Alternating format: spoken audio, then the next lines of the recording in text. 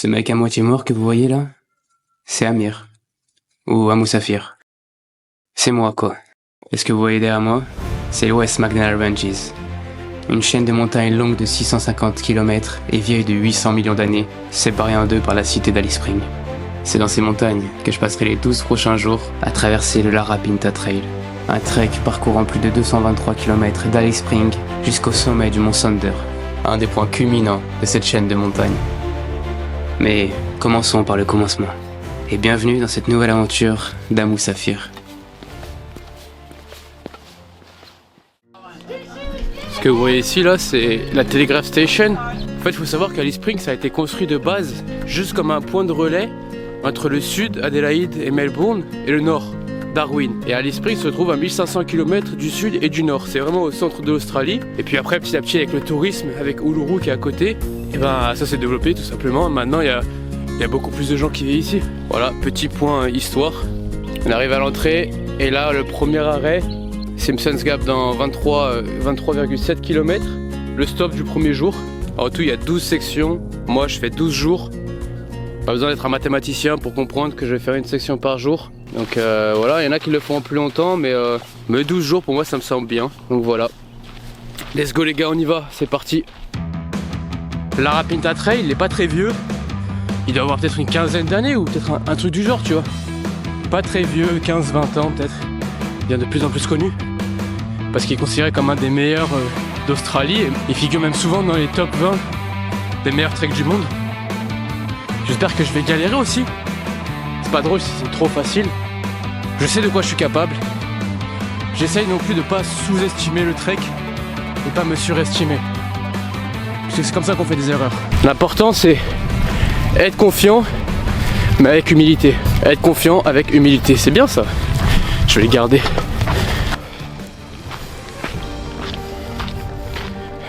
Après 13 km, je traversais Euro Ridge. C'est une crête qui surplombe la vallée. La vue, elle était incroyable.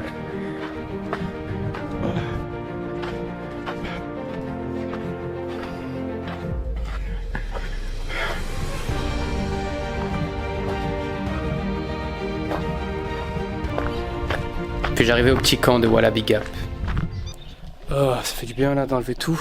Il y a moyen de construire une petite heure de repos tranquille. Ça graille tranquille, des petits sandwichs posés. Regardez-moi, il y a plein d'oiseaux. Regardez-moi ces oiseaux de fou. Là, cette deuxième partie de la première section, elle est beaucoup plus agréable. Il y a moins de montées et descentes pour l'instant. C'est beaucoup plus plat et avec des grandes montagnes derrière moi. Et j'ai l'impression d'être dans le Seigneur des Anneaux ou Game of Thrones, un truc comme ça. Là. Par contre, il y a déjà des mouches qui commencent à me saouler, à me tourner autour là. Dégagez! C'est une dinguerie. Elle fout la haine. Les oiseaux là, il y a plein d'oiseaux dans le coin, ils peuvent pas les manger. Il y a bien un animal ici qui a évolué de manière à manger les mouches.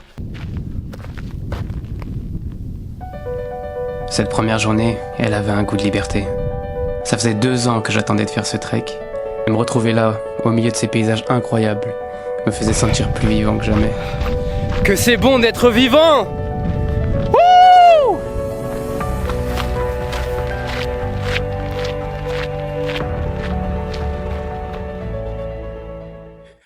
On arrive à la fin du premier jour. Là, on est au camping du Simpsons Gap. C'est quand même un endroit sympa à voir. L'un des points forts du Larapinta Trail, c'est qu'il traverse de nombreuses merveilles naturelles. L'une de ces merveilles sont les gorges des Simpsons Gap. Les gorges des Simpsons Gap abritent de nombreuses espèces vivantes. Des plantes, mais aussi des animaux, comme les rocs wallabies. D'ailleurs, il y en avait quand j'y étais, mais j'ai pas réussi à bien les filmer. C'est aussi un lieu très sacré pour le peuple Aranda, le peuple aborigène qui occupe ces terres. À la fin de chaque section, il y a un sorte de grand préau comme ça, où on peut dormir ou juste s'installer pour manger. Généralement, la plupart des gens ont une tente. Moi, je me posais tout le temps sous le préau. Puis c'était sympa, on parlait un peu tous ensemble. Puis chacun se cuisine sa petite bouffe.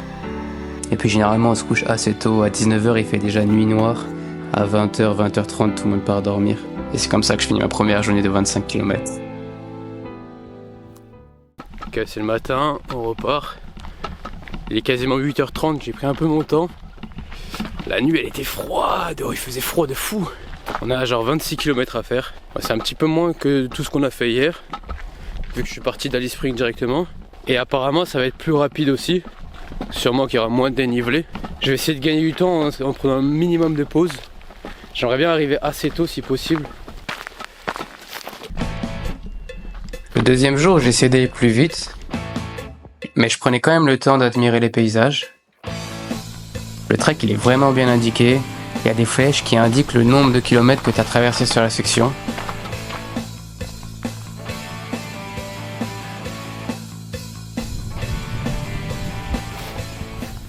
Après 8 km, j'ai décidé de sortir du chemin pour atteindre un petit endroit caché. Une magnifique gorge où je m'installais pour me reposer un petit peu. C'est le genre de moment que j'apprécie le plus. Mais après avoir soufflé, il faut repartir. Les chemins étaient plus plats que le premier jour, et les paysages étaient plus variés que je le pensais. Je traversais des forêts, des routes de montagne, ou encore des gorges.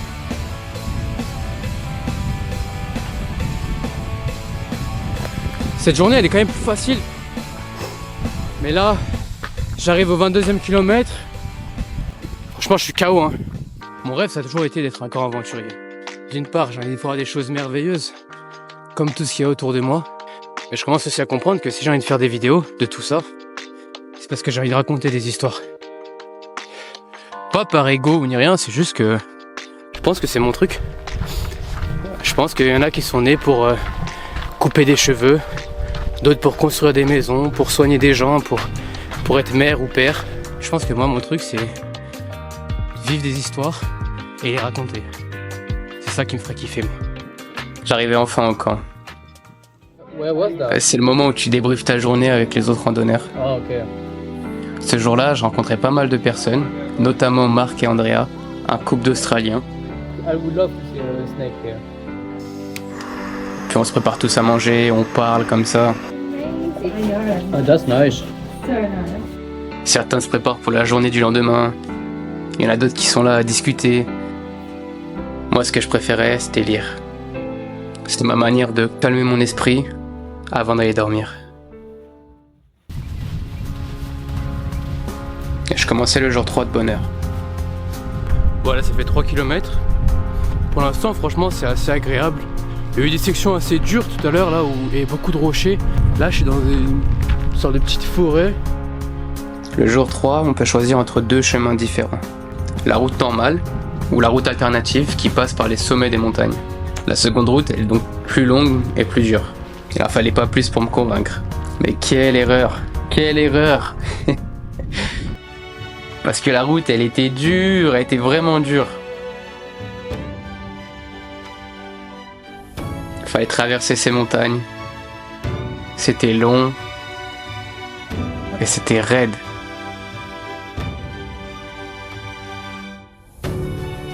Alors je m'arrêtais pour faire une pause. Pour boire de l'eau. Pour m'allonger. Me reposer. Mais surtout, pour profiter de la vue.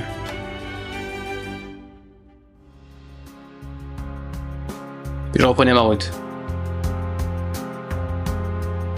J'atteignais le sommet au 7e kilomètre. C'était dur, mais ça en valait la peine. Il fallait ensuite redescendre. Et ce qu'on oublie toujours, c'est que la descente, elle est souvent plus dure que la montée.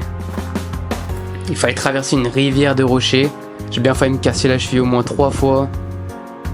Je continuais aussi vite que possible jusqu'au 12e kilomètre. C'était fatigant car c'était que des montées et des descentes. Mais les paysages, ils étaient tout le temps incroyables. Cette journée, ça a été la plus dure pour moi. La route alternative, elle m'avait tué. Mais même la seconde partie de la journée était éprouvante. Et surtout, c'était interminable. J'avais même plus d'eau sur moi. Et ça devenait frustrant parce que je voyais jamais la fin. Mais finalement, j'ai vu le camping au loin. Alors j'utilisais mes dernières forces pour m'y rendre. La bonne nouvelle, c'est qu'on arrive au meilleur camping du Larapinta, Stanley Castle. Un camping géré par la communauté aborigène locale avec une douche et un restaurant.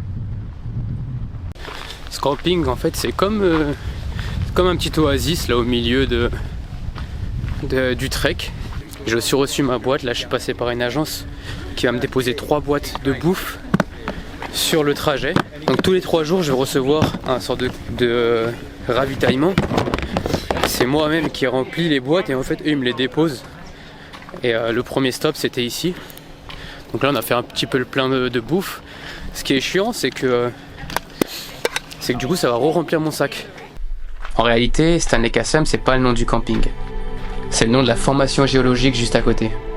En plus d'être un lieu unique, c'est aussi un lieu très important pour la communauté Aranda. Il a été nommé en hommage à Ida Stanley, la première professeure d'école de Alice Springs.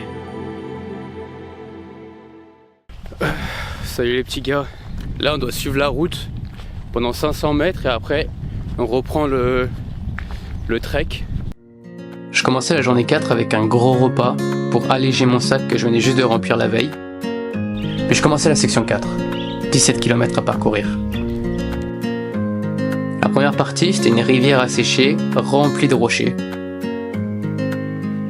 C'était pas facile.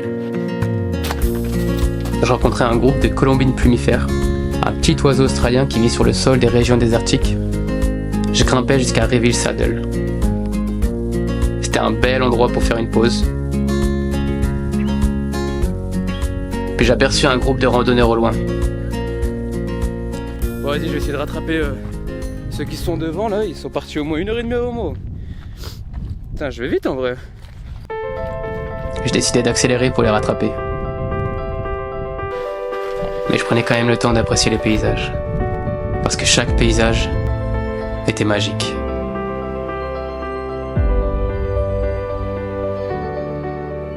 J'étais passé à un premier groupe de 6.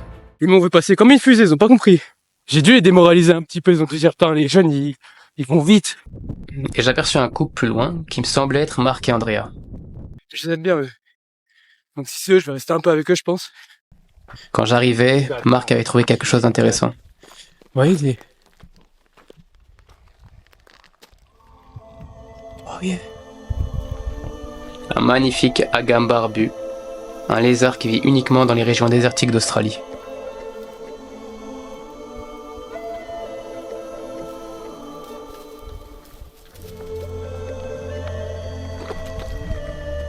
On continue notre route ensemble jusqu'au sommet, à Brink-les-Bœufs.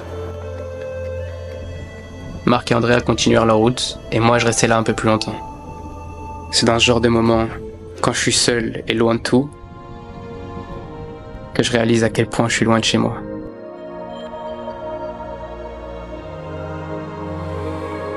Et à quel point le monde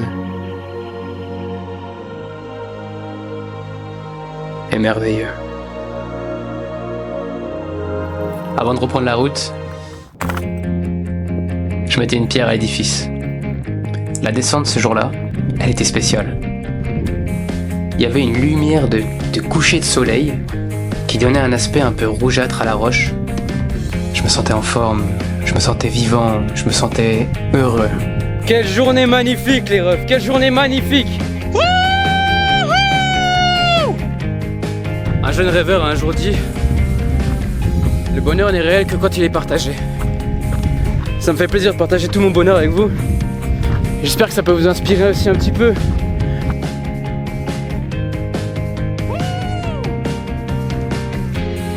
À vous aussi, kiffez et partagez votre bonheur.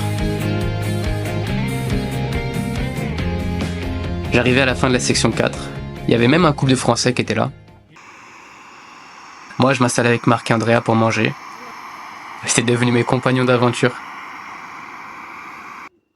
Et comme chaque soir, je finissais ma journée en lisant avant d'aller dormir. Journée 5, direction Hugh Gorge. Journée longue et difficile. Après 2 km, j'arrivais à Spencer Gorge,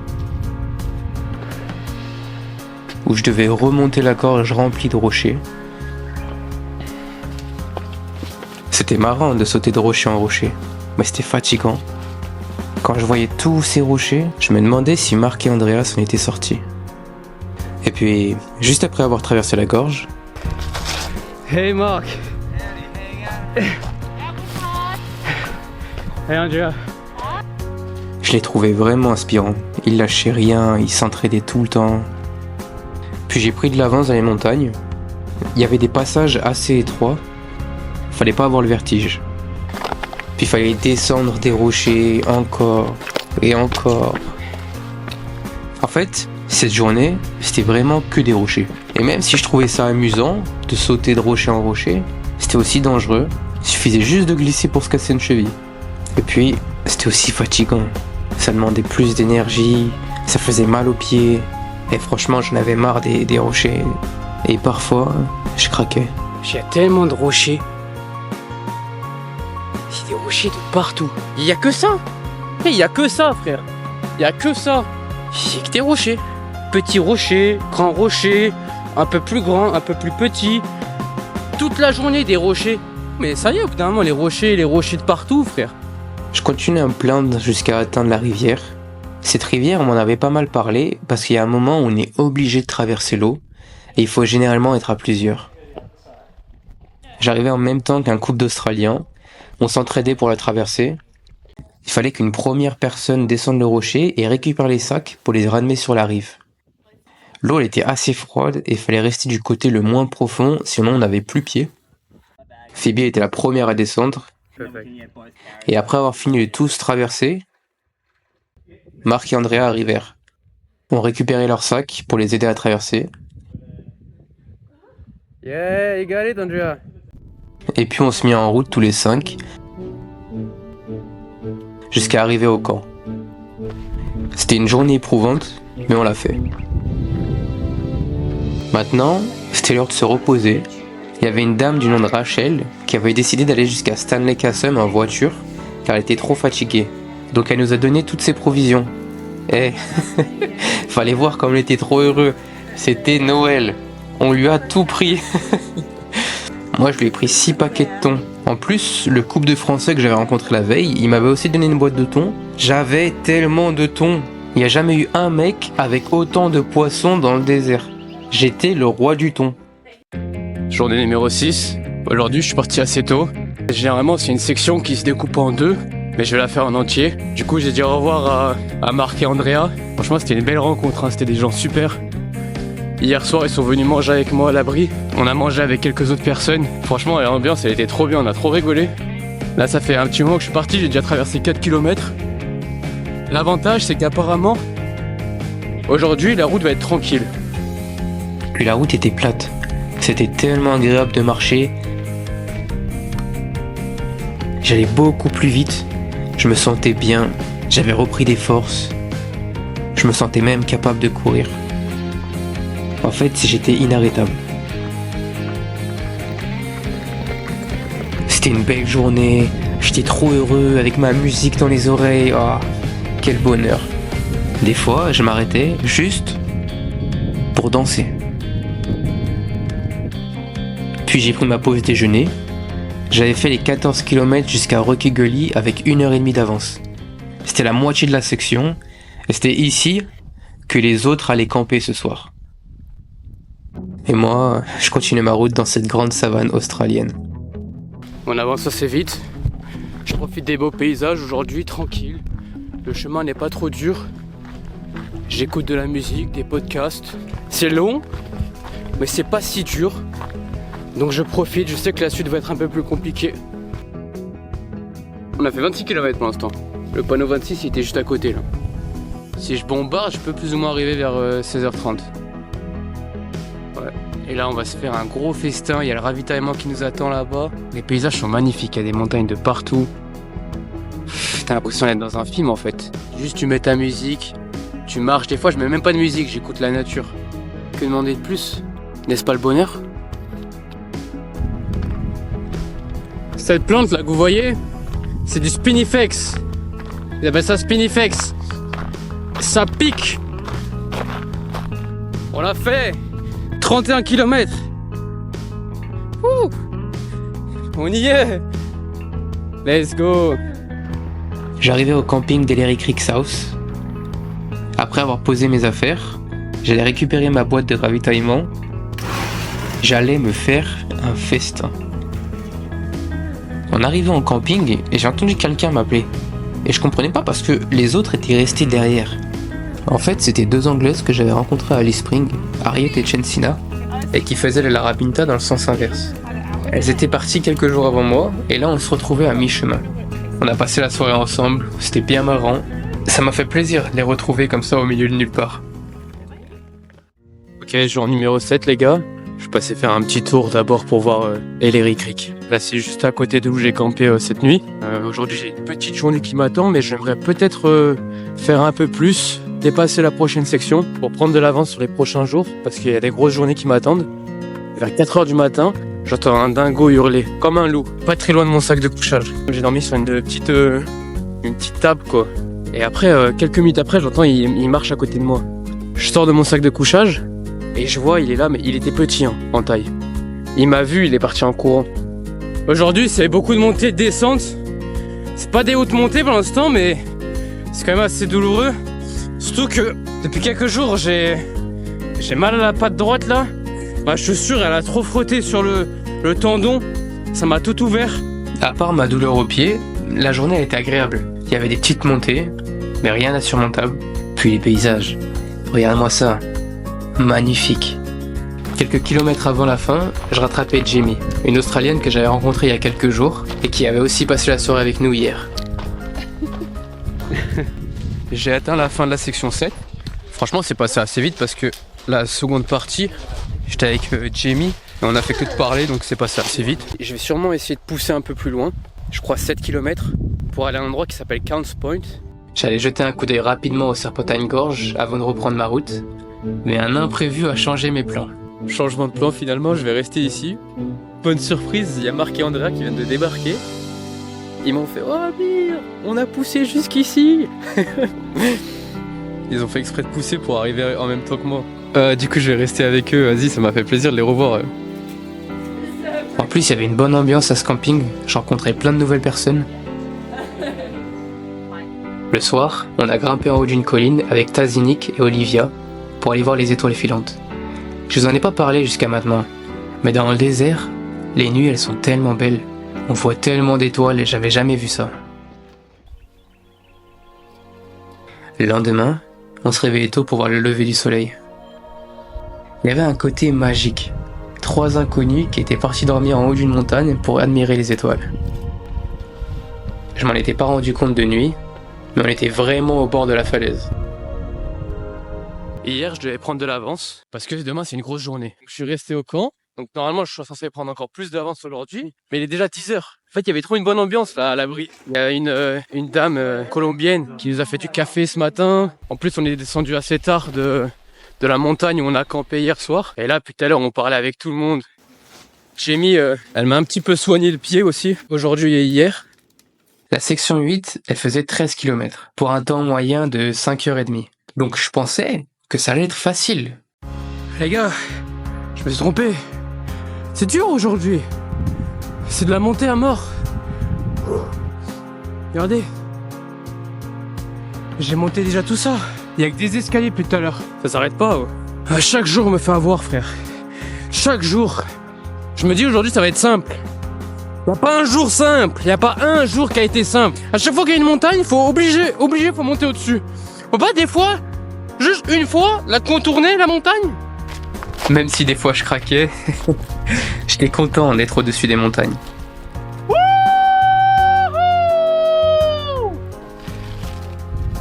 J'ai retrouvé un groupe de dames que j'avais vu hier. Elles étaient en haut d'une colline. Et elles faisaient un pique-nique, elles m'avaient donné du chocolat. Et là, je viens de les voir là. Elles me disent « Oh, French boy !»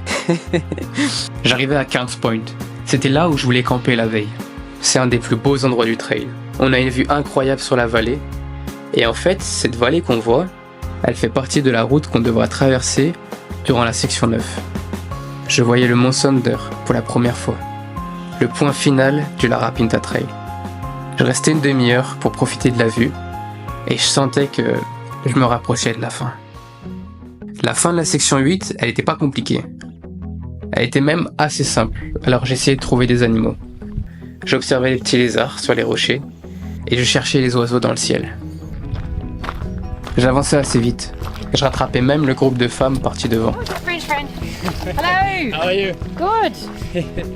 À la fin de la section 8, je m'arrêtais juste pour me reposer et remplir mon eau, puis je commençais la section 9. J'avais pas envie de faire les 29 km entiers le lendemain. Il est 15h07 et je vais prendre de l'avance pour demain. Le soleil était encore assez haut, mais fallait se dépêcher. Ok, je viens de passer Inarlanga Pass. Il m'avait dit 1 heure pour l'atteindre, j'ai mis 30 minutes. Faut continuer comme ça maintenant. Là, c'est beaucoup de rochers. Regardez. Après avoir passé les gorges, j'arrivais dans la vallée. Les couleurs étaient magnifiques. C'était la vallée qu'on avait vue quelques heures plus tôt, depuis Counts Point. Quand je suis fatigué, ce genre de paysage, ça me redonne de la force. Parce que je me sens reconnaissant de pouvoir vivre ça. C'est magnifique. Waouh. Et il reste à peu près 2 heures avant le coucher de soleil. Et en plus, c'est magnifique tout ce que je vois. Là, je suis trop heureux de marcher en fait. J'avançais assez vite, kilomètre après kilomètre. Et quand tu marches dans ce genre d'endroit, t'as pas envie de te dépêcher. T'as juste envie de t'arrêter et d'observer. Mais il fallait que je fasse vite, parce que le soleil se couchait, et j'avais vraiment pas envie de marcher en pleine nuit. Je passais le 11e kilomètre, et les dernières lueurs du soleil éclairaient le mont Sonder.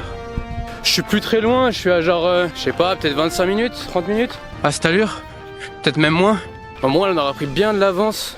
Donc sur les 29 qu'on aurait dû faire demain, il ne restera plus que 15-16.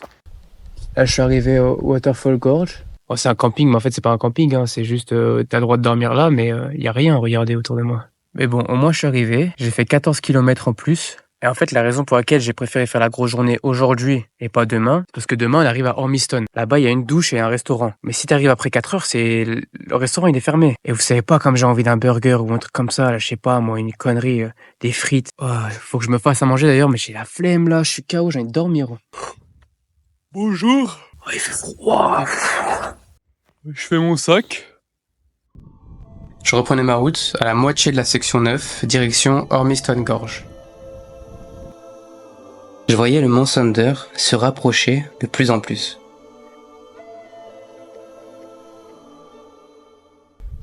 J'avais bien fait de prendre de l'avance hier, parce que maintenant, je pouvais juste profiter.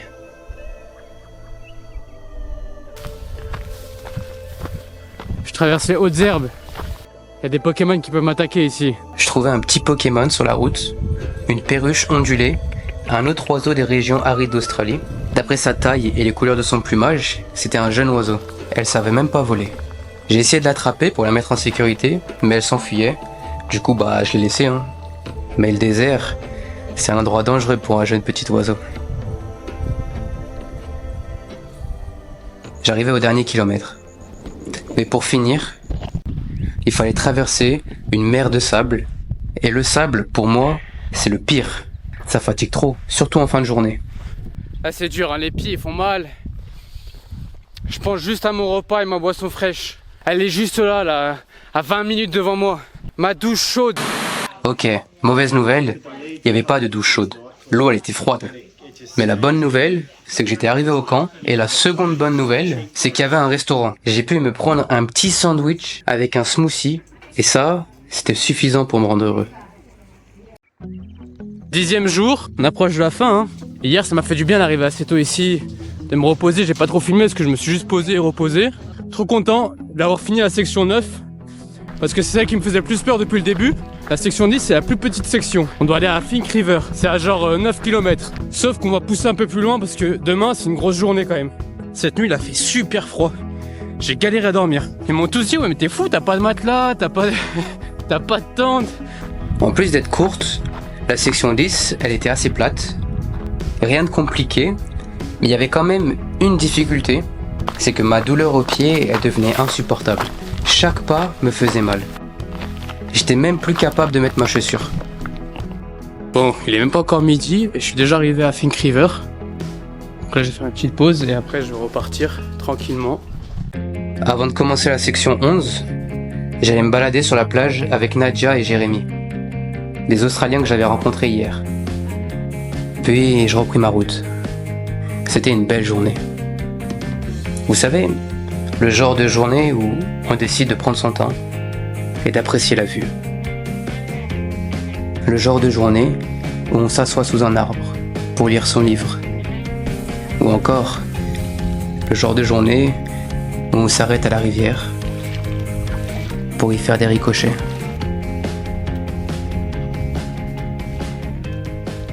On arrive, je crois. Je viens de monter toute la montagne. Je suis peut-être le premier mec de l'histoire du Larapinta qui monte la montagne avec une seule chaussure. Il fallait me tordre la cheville 8 fois. Mais bon, on y est. Et je vais montrer pourquoi je voulais camper ici ce soir. Au sommet de Hilltop Lookout, on se retrouve juste en face du mont Sonder. C'est le meilleur endroit pour regarder le coucher du soleil. Je profitais de cette vue incroyable et de ses couleurs, tout en discutant avec un couple d'Américains qui faisait le tour du monde depuis 1 an. C'était passionnant. J'installais mon sac de couchage derrière un mur de pierre pour me protéger du vent, et juste derrière mes nouveaux amis. Et je m'endormais sous le regard des étoiles et du mont Sonder. Jour numéro 11. Je me suis réveillé tôt pour voir le lever du soleil. Je me disais que dans moins de 24 heures, je serais au sommet du mont Sonder. Le mont Sonder fait 1380 mètres de haut. Ce n'est pas la plus haute montagne du monde, ni même d'Australie, mais c'est quand même une très belle montagne. Le nom aborigène de cette montagne, c'est Rutjukma, ce qui signifie « la femme enceinte qui dort », à cause de sa forme. Je prenais la route de Red Bank Gorge, là où se trouve le dernier camp. Après 5 km, je m'arrêtais rapidement à Rocky Bar Gap pour manger et surtout pour remplir mes bouteilles parce que j'avais plus d'eau depuis hier. Puis je marchais les 11 derniers kilomètres de la journée. Plus je me rapprochais de la fin, plus je ralentissais. Une part de moi voulait pas que ce voyage se finisse. Et finalement, j'arrivais au dernier camp. C'est le camp où il y a le plus de monde, car c'est la fin de la section 11, mais aussi de la section 12, et en plus, c'est le point de départ de ceux qui commencent le Larapinta dans le sens inverse. Quant à moi, je me préparais pour la dernière section, l'ascension du mont Sonder. Il fallait se lever tôt pour commencer à 3h du matin. Alors je rangeais mes affaires et je prenais un petit déjeuner rapide. On était ici. Et l'objectif, c'est de monter jusqu'au sommet et de revenir jusqu'au camp. L'aller-retour fait 15,8 km. Je partais avec un nouveau compagnon de route, John, un vieux monsieur australien. Il m'avait proposé la veille de faire la route ensemble. On n'y voyait pas grand-chose. Heureusement que j'avais pris une petite lampe torche avec moi. Mais c'était quand même assez marrant de marcher en pleine nuit. C'est la première fois que je grimpe une montagne dans le noir.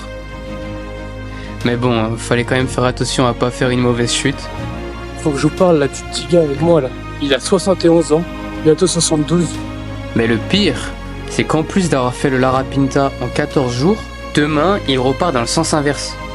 Il fait le Larapinta aller-retour à 72 ans. On arrivait finalement au sommet. Yeah, that's the top. We reach it. Il faisait encore bien nuit. Et on était les premiers à arriver en haut. Ça y est les gars, on a atteint le sommet.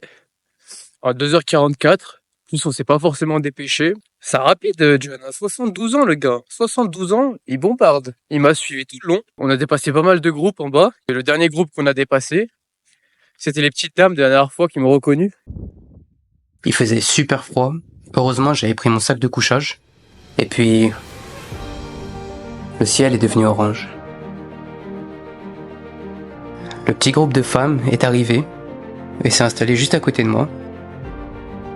Et aujourd'hui, comme tous les jours, il est arrivé. Le soleil. Normalement, le lever du soleil signifie le début. Mais ce jour-là, pour moi, ce soleil signifiait la fin de mon aventure.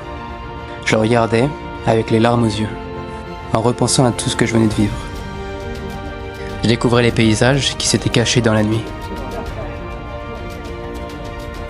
C'étaient les paysages que j'avais traversés ces derniers jours. Avant de redescendre, je hissais le drapeau aborigène pour rendre hommage à ceux qui vivent sur ces terres depuis des milliers d'années. Merci de m'avoir suivi dans cette vidéo. C'était magnifique, des paysages magnifiques. Je suis fatigué maintenant, je vais rentrer. Et j'espère que vous avez kiffé, moi j'ai kiffé en tout cas faire ça. On se retrouve pour une nouvelle aventure bientôt. Ciao les gars. How do you feel, John? Oh, my back. My back is killing me. He's the toughest. 71 and he still done it. I've got to do Sonder again tomorrow afternoon, I think. Wow, legend. Legend. It was great to do it with them here.